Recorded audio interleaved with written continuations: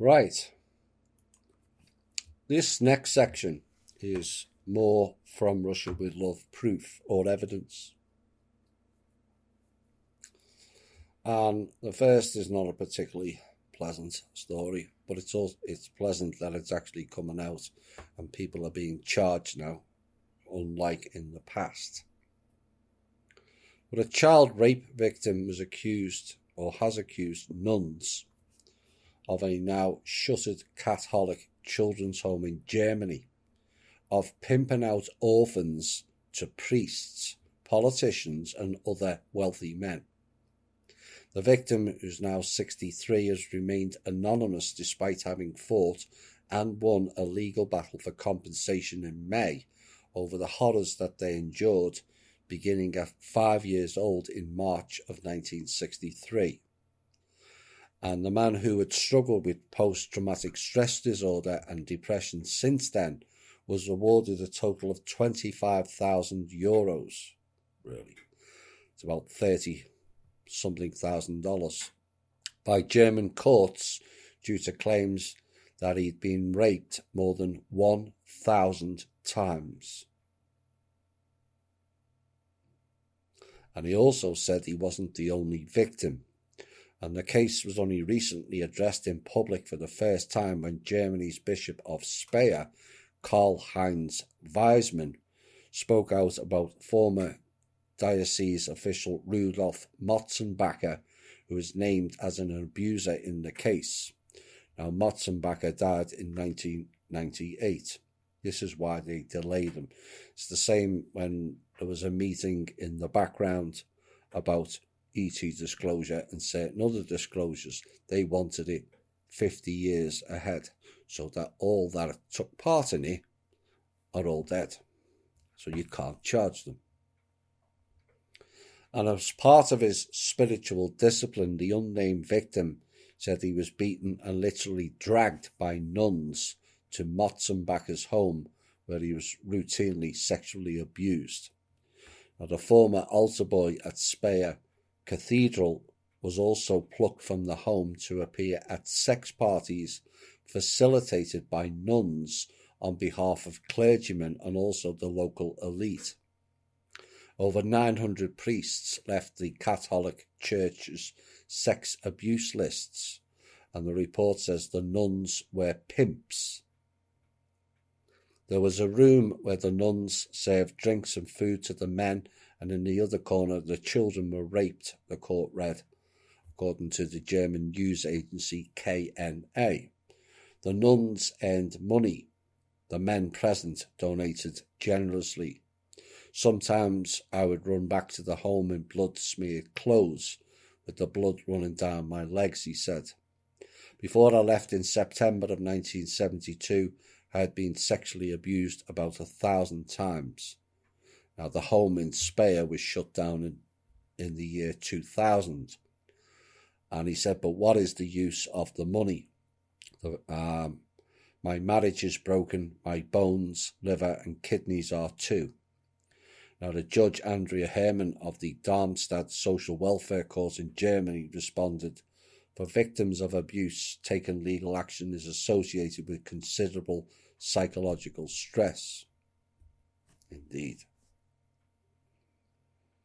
Yet again, more horror stories coming out of these churches of Satan. And at which point do the people en masse walk away from this evil program? But not in our church, people will say. There are good people in our church. Yeah, right. Forget the church part. There are good people. That's the difference. Why do you associate it with the church? It's got nothing to do with the church. If there's good people anywhere, they're good people. There are good people in the local McDonald's store.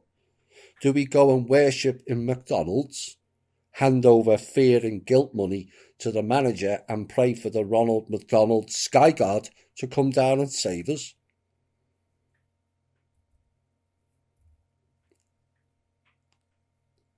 It is a mass epidemic. that is riddled throughout many churches of all denominations in all countries and all cultures.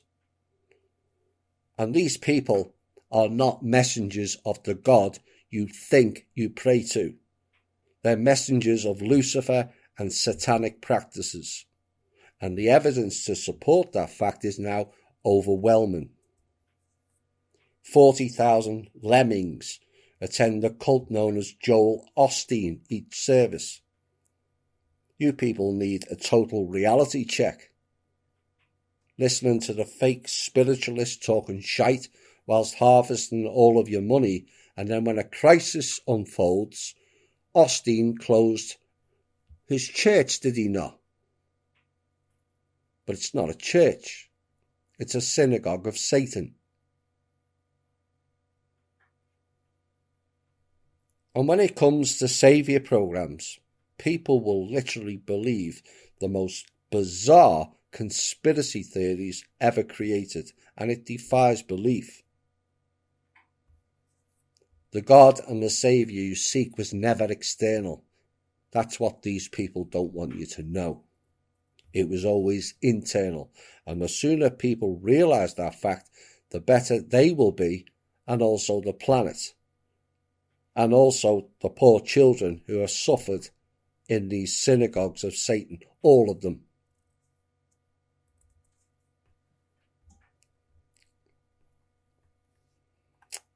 Iran next. Ali Hussein Khamenei, born in July 1939, is a Mahdi and the second and current supreme leader of Iran, and has been in office since 1989, and he was previously the president of Iran from 1981 to 1989. So why are we covering Iran? Well, of course, everyone thinks the Iranians are bad because they're the land of the Aryans, is why. Now, Ali Khamenei is not a wholly good guy, to be quite honest. But he does talk some sense. Khamenei is involved with Netanyahu, Bush's and Obama for the oil deal, which we outed earlier. But he's also the longest serving head of the state in the Middle East, as well as the second longest serving Iranian leader of the last century after the Shah Mohammad Reza Pahlavi. And this week he made a major statement. Importing vaccines made in the US or the UK is now prohibited in our country. They are completely untrustworthy. It is not unlikely they would want to contaminate other nations, given our experience with France's HIV-tainted blood samples and blood supplies. French vaccines aren't trustworthy either. Now, the tweet came from a longer address where Khamenei also said, "I really don't trust them. Sometimes they want to test the vaccines on other nations." However, he also said that the Iranian government is allowed to supply the COVID vaccine from other, more reliable sources. You know exactly where that's coming from. Sputnik. So, a global leader told the truth. What happens next? Twitter promptly banned him from the social network, stating the message was no longer available because it violated the Twitter rules, which prohibits vaccine misinformation.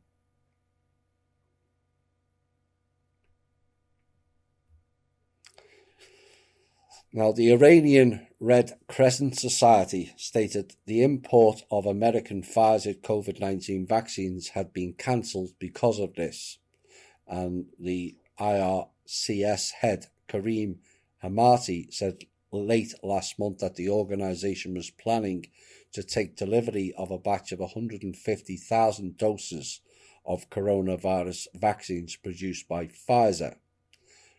But not no more. They've cancelled them all. And it's nice to see a leader call things as it is for once.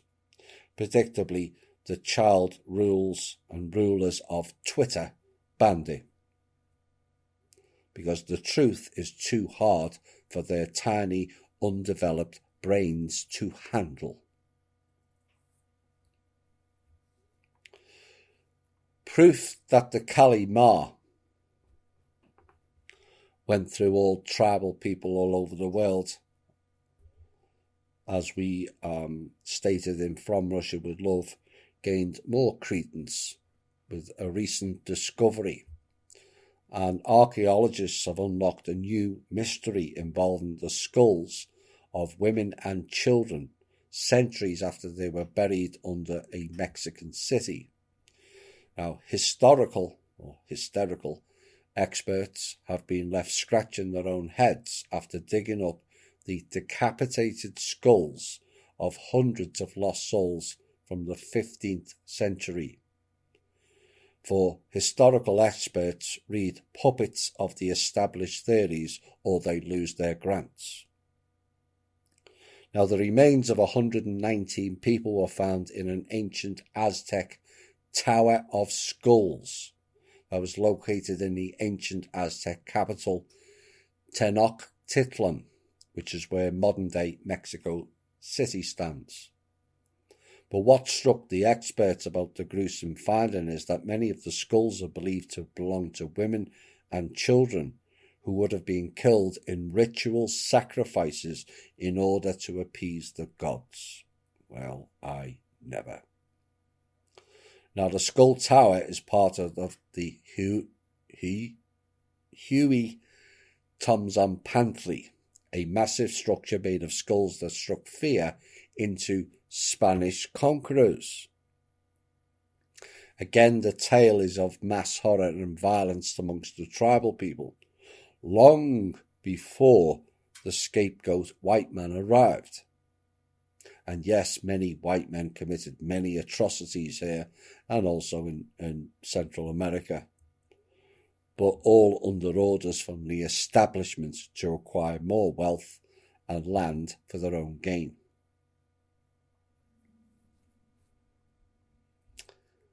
Here's where American history gets shattered. Well, it was generally believed, still is, still being fed and taught bullshit in school, that Columbus was the first European to discover America in 1492. It is now well known that Viking explorers reached parts of the east coast of Canada around 11,000. Except in 1050, I think, the Templars were there, because there's ruins. And that Icelandic Leif Erikson Vinland may have been in an area that is now part of the United States. But what is less well known is that a Welshman may have followed in Erikson's footsteps, this time bringing settlers with him to Mobile Bay in modern-day Alabama. And according to Welsh legend, that man was Prince Madog ab Owain Gwynedd. And a Welsh poem of the 15th century tells how Prince Madog sailed away in 10 ships and discovered America. And the account of the discovery of America by a Welsh prince, whether truth or myth, was apparently used by Queen Elizabeth I as evidence to the British claim to America during its territorial struggles with Spain. Oops. So, who is this Welsh prince, and did he really discover America before Columbus? Owain Gwynedd, King of Gwynedd in the 12th century, had 19 children. Must have been Catholic then. Only 6 of whom were legitimate. Madog or Madoc, one of the illegitimate sons, was born at Dolwyddelan Castle in Lederer Valley between Betsy Coed and also Blenno Festiniog. And on the death of the king in December 1169, the brothers fought amongst themselves for the right to rule Gwynedd. And Madoc, although brave and adventurous, was also a man of peace.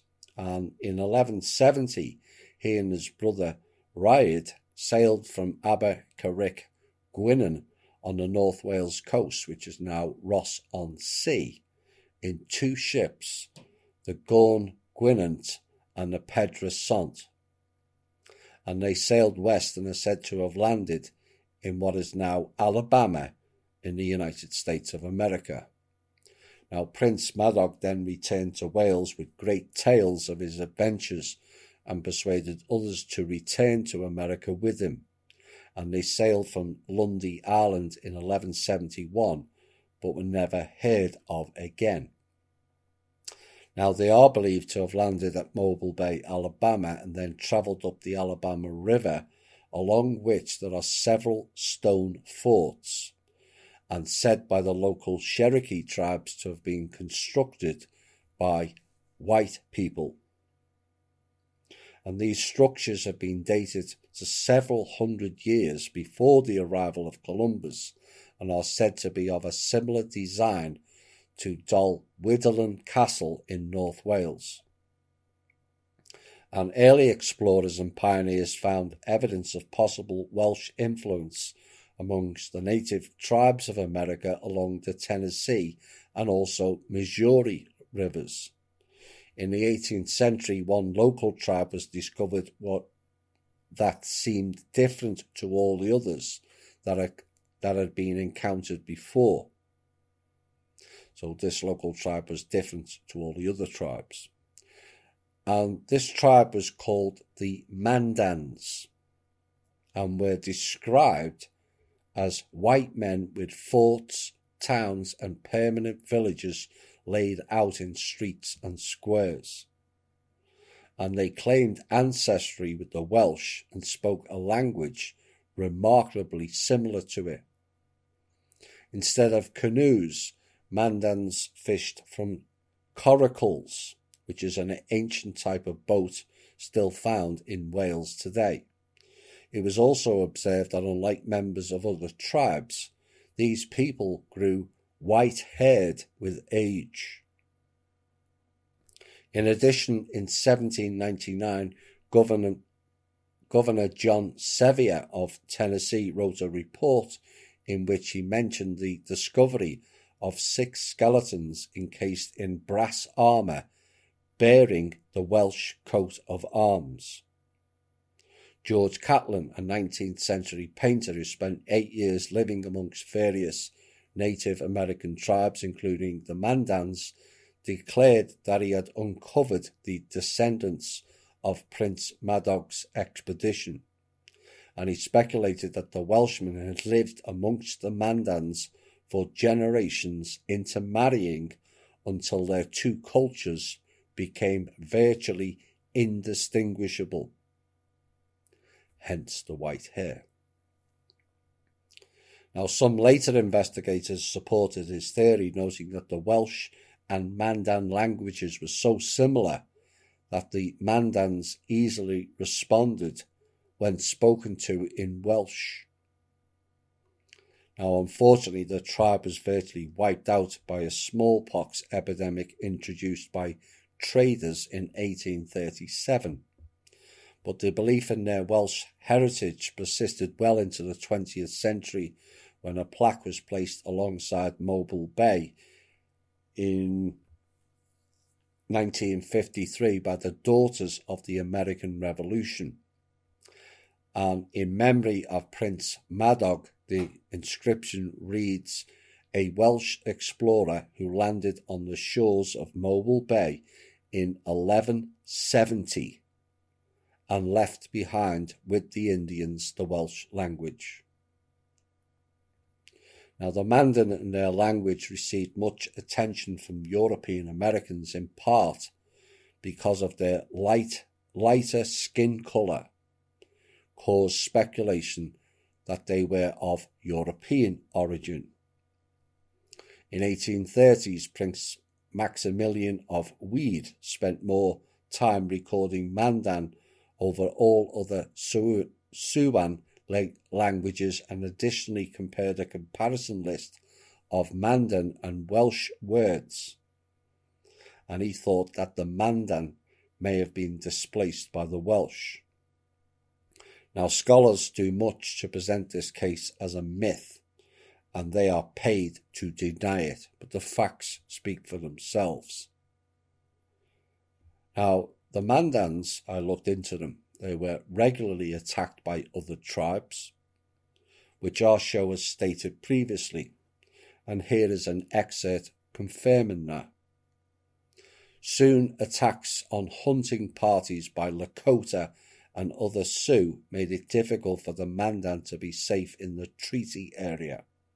The tribes called for the United States Army to intervene, and they would routinely ask for such aid until the end of the Lakota primacy. Despite the treaty, the Mandan received little protection from US forces. Now there goes another American history myth. Columbus, my ass. Columbus was paid by the Roman Catholic Church for those expeditions. It was a hostile church-based takeover of the country. Yet Americans are taught to celebrate Columbus and the founding of America. What utter bullshittery that is. And it's on a par with the fable called the Civil War. There's nothing civil about war to begin with, but that was another hostile takeover of this country. And they used the American people to fight in it for their gains. Which country tried to save the American people in that time of need? Russia. Not what the Hebrew Anunnaki-led scholars of conspiracy want you to believe, is it? A full rewrite of American history needs to be taught to every man, woman and child in this country, as your history is all based in conspiracy and complete fairy tales. Only then can we start the healing of this country that it requires by telling the truth about this country in full. Only then can America be made great and go forward with a better understanding of what really took place here. And so there is evidence the white man came and not conquered, but lived, traded, engaged, and intertwined with the local populace. Not what the Hebrew Anunnaki wants to portray, that is it. Those nasty white men ruined everything as their narrative. Well, this story and others stated by the Hopi proves otherwise.